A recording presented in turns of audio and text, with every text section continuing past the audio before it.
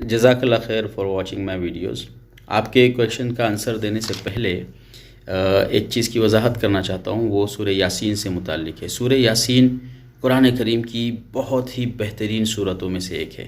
باوجود ہے کہ اس کی فضیلت میں جو حدیثیں بیان کی جاتی ہے ان میں سے اکثر موضوع ہے، من گھڑت ہے، لیکن اس صورت کا جو کنٹینٹ ہے وہ بہت ہی زیادہ اسٹرانگ ہے.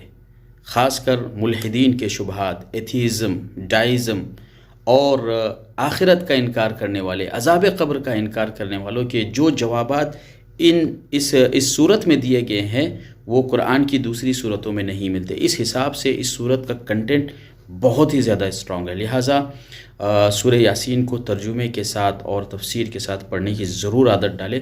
بہت ساری ایسی چیزیں جو آسمان، زمین، ان ملکی ویز اور سورج اور چاند اور بہت سارے گیلیکسیز سے متعلق جو اسرار اس صورت میں بیان کیے گئے ہیں وہ بہت عظیم ہے.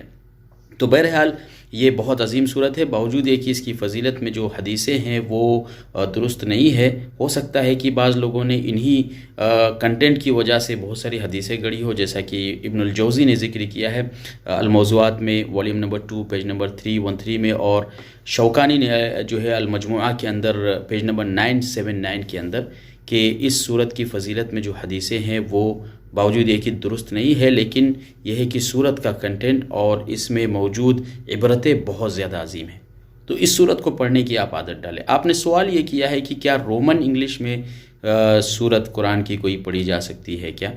تو دیکھیے، آپ کوشش کریں کہ قرآن کو اس کے اصل مخارج اور حروف کے ساتھ ادا کریں، یہ زیادہ بہتر اور اولیٰ ہے. لیکن حدیث شریف میں آتا ہے کہ وہ آدمی جو قرآن کو اٹک اٹک کے پڑھتا ہے، صحیح مسلم کی روایت ہے، تو اس پر بھی اس کو ثواب ملتا ہے.